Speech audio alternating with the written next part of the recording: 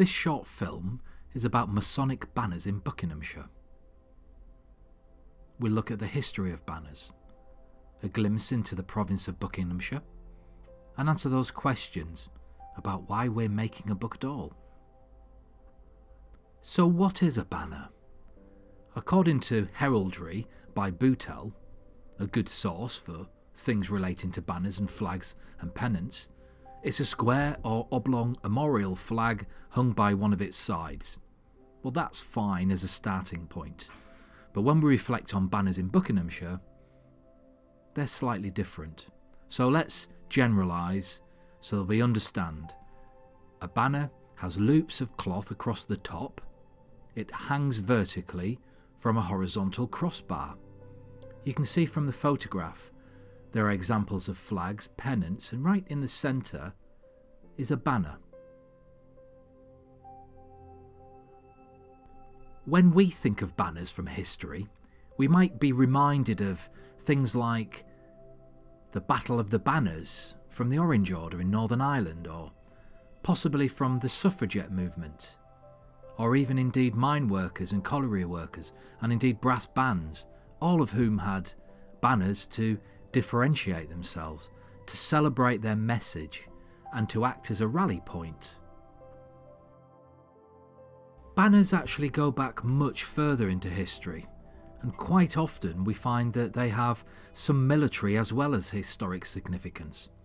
Think of the Chinese, Indian, Assyrian, Babylonian, Egyptian and Sumerian armies. All of those paraded their banners in battle. Even Highlanders from Scotland did this. Soldiers would rally round their king or leader, then rally round their banner, and then ultimately defend themselves against their foes. Possibly one of the most commonplace banners is that held by the legionnaire in the picture. You might be interested to see the Parachute Regiment's lodge banner. As you can see, it has the two pillars, something that we'll touch on later in this film. During the Third Crusades, between 1096 and 1099, many Scottish guilds took their banners overseas with them.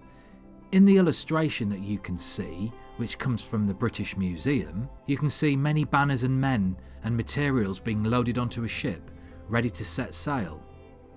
The intention was to take banners and men into battle. The main banner that the Scottish guilds used was one called the Banner of the Holy Ghost. And these men were known as the Knights of the Holy Ghost.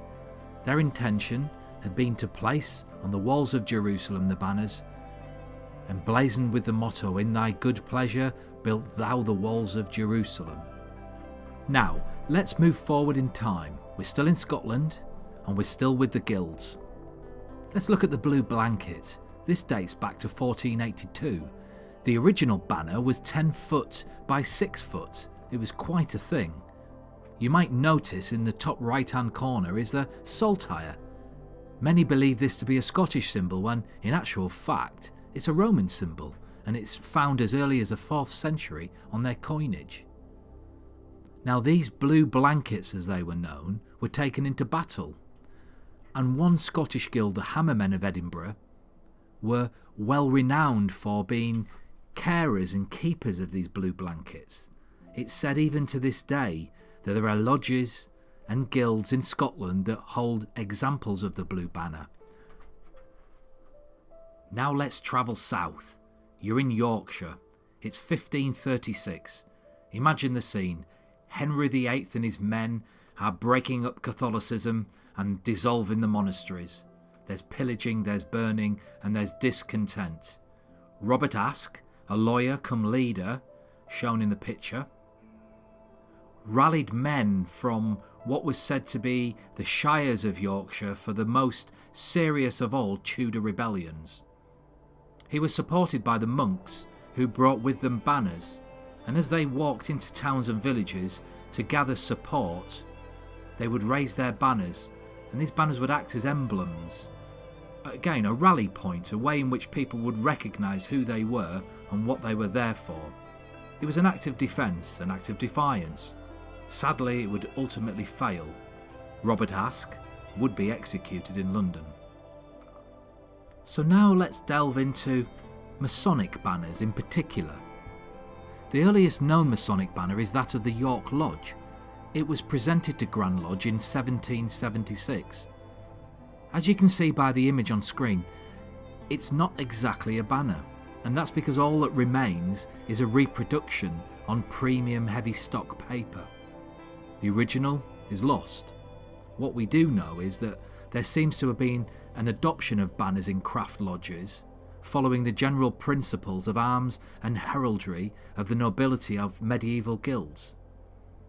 Now let's move to 1871 in France. Imagine the scene.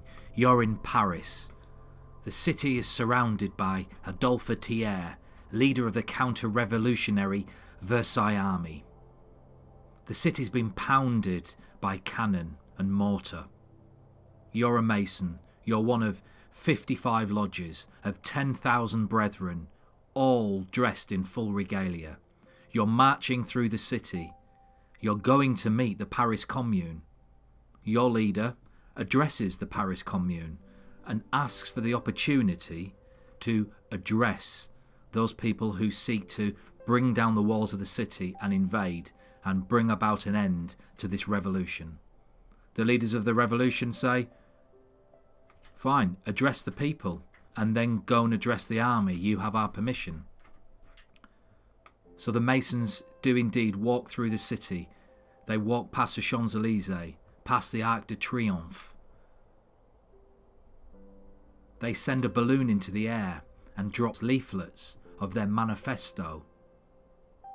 The manifesto reads, in the presence of the painful events before which all of France wails, in the presence of the precious blood that flows in torrents, Masonry, which represents the idea of humanity and which has spread itself throughout the world, comes again to affirm before you, government, and members of the assembly, before you, members of the commune, those great principles which are the law and which should be the law of every man with a heart of a man.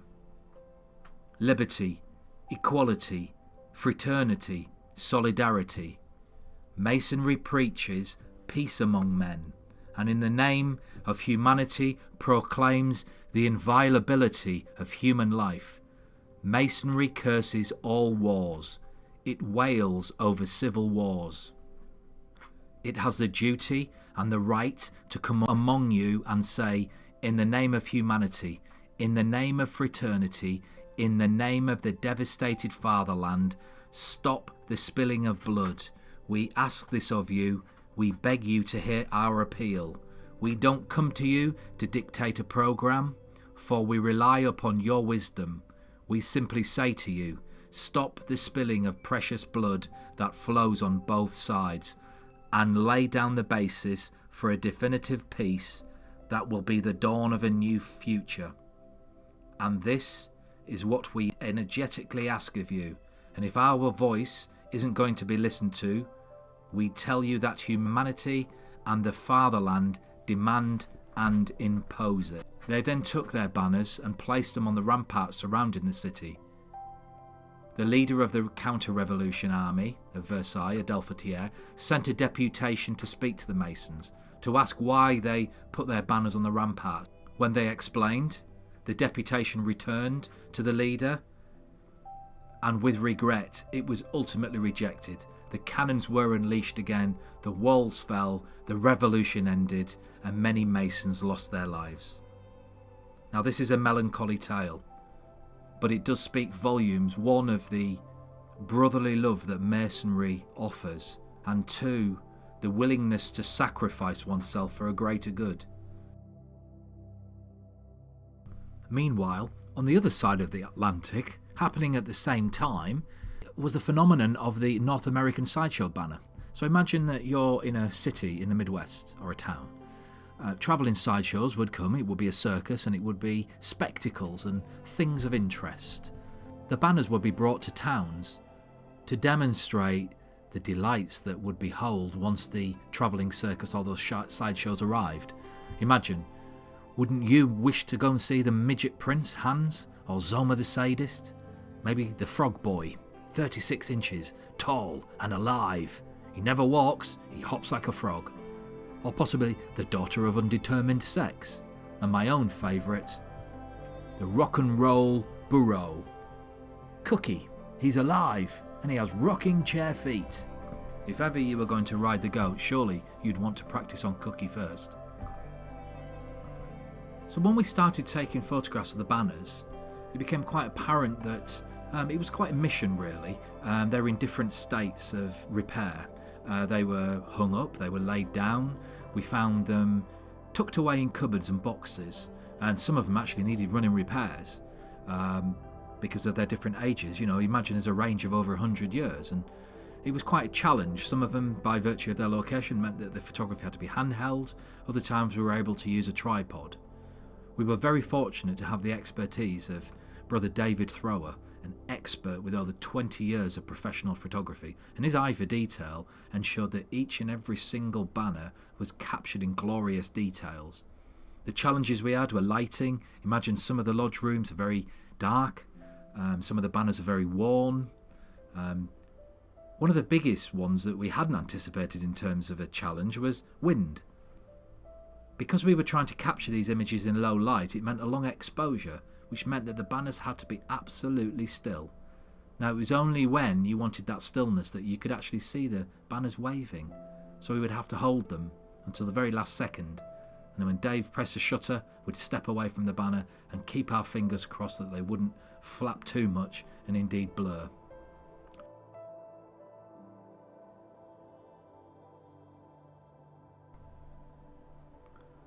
We decided that whilst we were taking photographs of the banners, it would be quite nice to capture images of the actual temples themselves, because after visiting the first one that we'd never seen before, we realised each and every single lodge room is different. There were stained glass, there were brass, there were wood carvings, there were inset, inlaid wood. They were quite stunning, and we wanted to ensure that there was a record kept of these. If, heaven forbid, anything should happen to these buildings, at least there would be a record of some of the beautiful features that were in there. And we also wanted to ensure that those people that we met who were extremely proud of their lodge rooms had that opportunity to show it to other brethren from the province. So we took great care to capture lots of the incidental images as well.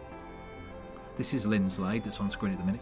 Beautiful stained glass and brass, a stunning location. And indeed, many of the items that we found in there were unique to each lodge. Wherever we went, each lodge was slightly different. Although the layout obviously had to conform to something that was standard, they were unique. And we certainly would hope that those people who buy the book and see the difference of each of these lodge rooms may choose to create their own Masonic bucket list and to tick off a visit to each of these lodges, if only so that they can experience what it's like to have a meeting in some of these stunning rooms. Certainly the acoustics and the ambience of the rooms and the decor really add to the experience that you'll have when you attend one of the meetings. It's surprising how, as a Mason, you might take a banner for granted and you might not ever get close to it to look at the detail. It's something that we obviously did, and with Brother David's expertise in photography, we've been fortunate enough to pick out exquisite detail in some of the banners. And as you can see, sometimes it's wear and tear, but this is Masonic filigree, you could say. These are details that are captured by time, and certainly the expertise of the seamstresses and painters that produce these banners is absolutely incredible. And we wanted to celebrate that art history because we know there's over 100 years of creativity and artistic capability in some of these things, and it's as diverse as tatting and braidwork, mosaics, embossing, painting, oil painting, wooden banners, as you can see from the Ivor Lodge. The iconography is stunning. Industria's banner is fabulous. The detail and the relief that we found in some of the banners made them look three-dimensional, and we hope that the lodge book, as well as telling a history of why the lodge chose to have the iconography on the banner as they did, will allow people to really see the detail in there and challenge them at some point when they're next in a Masonic meeting to go up to their banner and just have a good close look at it. Because what we can say is the detail and the devotion that's been put into the creation of each and every single one of these banners speaks volume for the care and attention that lodges have, and indeed the craftsmanship and seeking out those experts who can provide a faithful reproduction of what the original design was is a challenge. You know, many of the organisations and individuals that created these banners are no longer here, so these banners act as testament to their greatness as well as those of the lodge.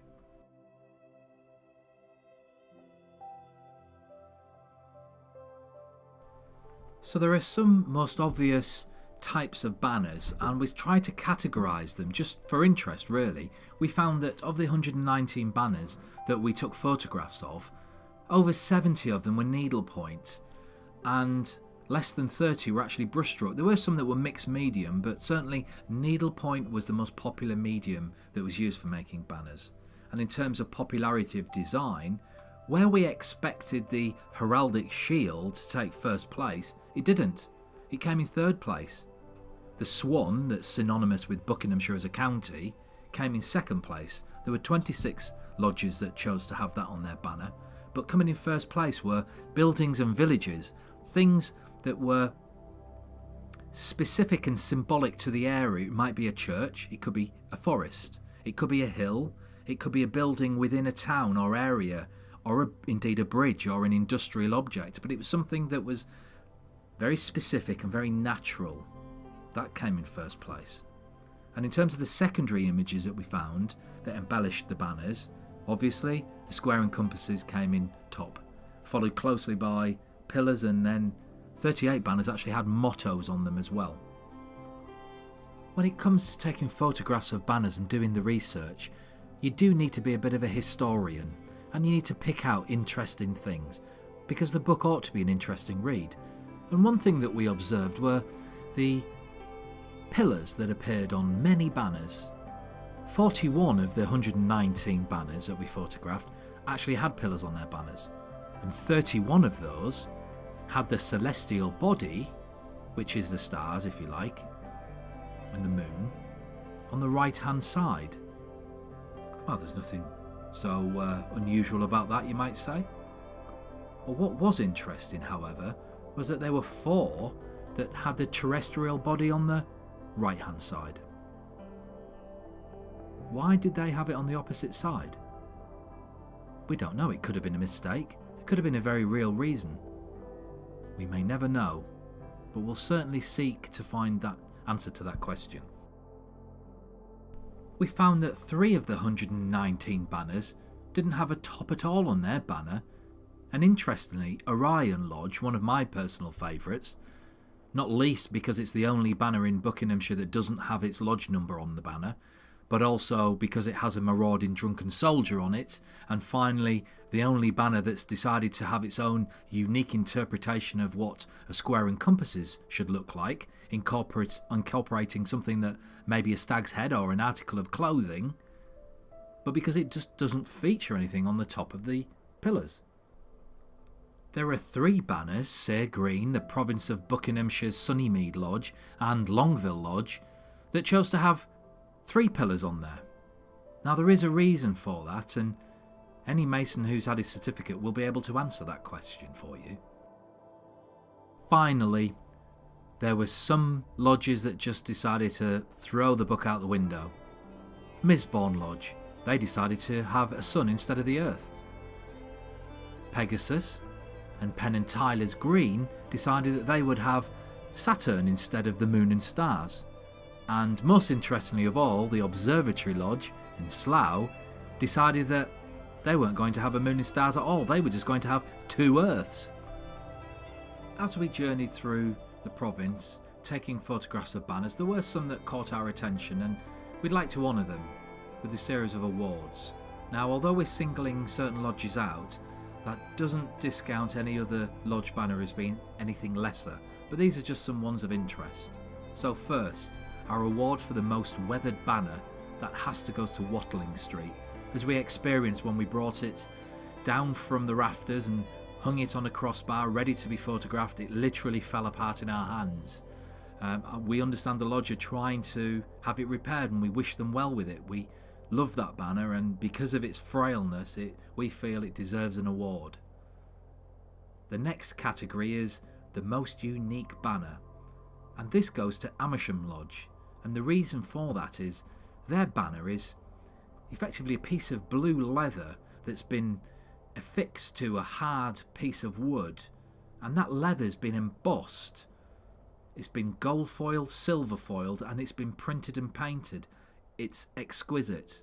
It's unique. There are, to our best knowledge, no other banners in this province, and indeed maybe other provinces, that has this style of working. So it is most unique.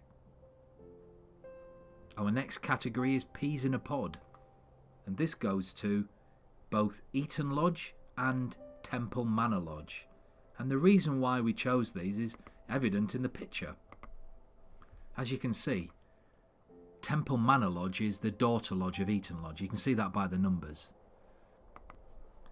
What was most interesting about the Eton Lodge banner is that it was actually painted by one of its first members, Brother Victoriano Codino Langlin, who was a very accomplished painter from Barcelona in 1844. It was presented on the 20th of October 1894, only 6 months after he was initiated. His special gift as a painter was the ability to paint canvas to simulate tapestry, and that technique is readily apparent in the banner, and we think it's just beautiful.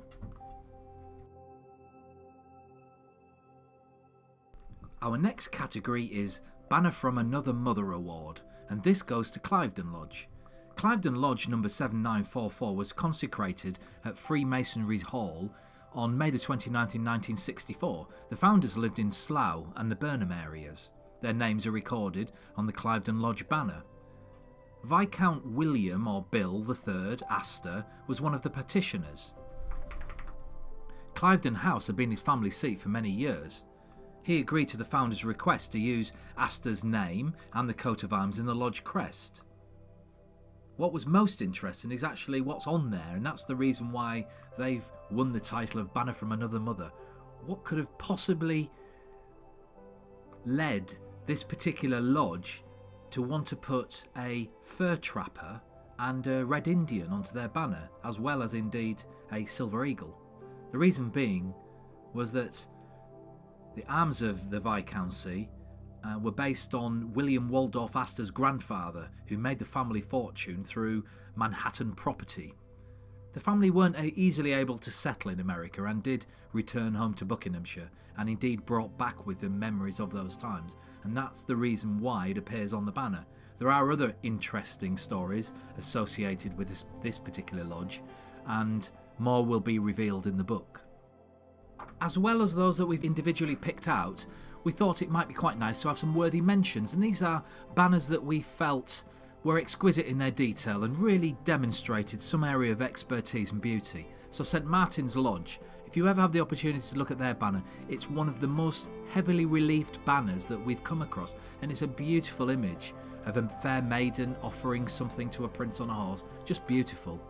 There's also Herschel's Lodge, which has a golden phoenix sitting astride the earth. Another beautiful example of a gold embroidery relief work. Just beautiful.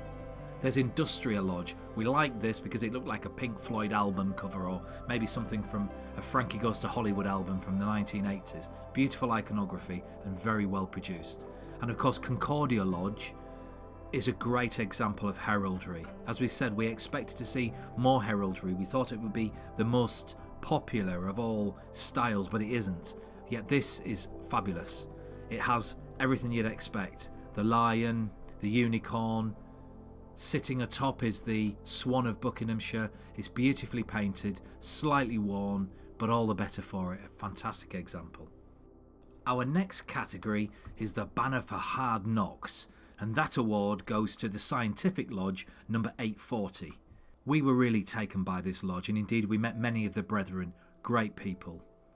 This particular lodge was founded by those people involved in railway management and manufacturing in Wolverton only 21 years after the town was formed as a world's first railway town. Obviously, railway imagery would be prominent. The bridge that's on the banner is just north of Wolverton. Sadly, it's no longer around. It's been replaced by a brick one in the 1890s. The locomotive is a generic model from that time. The Arm and Hammer is a clear reference to the foundries and carriage works in Wolverton, where the founding master, John McConnell, was superintendent of works. And the fabulous Victorian motto at the bottom of the banner reads, "Mind moves the mass." It was a very clear Victorian engineering principle. Wonderful example. Truly deserved of the title, Banner for Hard Knocks. Our final award goes to Sunnymead Lodge. It's the Give It Large award, and we felt they were entitled and much deserved of this because they felt that it wasn't enough to just have one banner. They would have two side banners as well that would feature the worshipful masters who took the seat of King Solomon. Fabulous. But we have pondered what will happen once the one on the left is filled. Will they add more on there? And if so, when will it stop? Will it keep going and going? I do hope I live long enough to actually see how they manage that. But certainly, as it stands today, they gave it large. Well done, Sunnymead. I do hope you've enjoyed listening to recollections of the work that we did on making the banner book and some of our favourite pieces. We'd like to thank you for your support and ask only this. If your lodge has yet to provide information to us for our book, please would you be so kind to contact your secretary and help us. The amount of detail that goes into this book stands as testament to how proud we indeed are of our individual lodges and the province as a whole. Our hope is that in time, other provinces will indeed take up the challenge to make a book about their province lodge banners. We know that Bedfordshire have already done similar, so we have 2 provinces under our belt. Could there be more? My hope is that within my living lifetime, Grand Lodge receive a copy from every province of every lodge banner that existed at the time of publication. I thank you for your attention and your support, and do hope that once our book is published, you'll buy a copy. Thank you.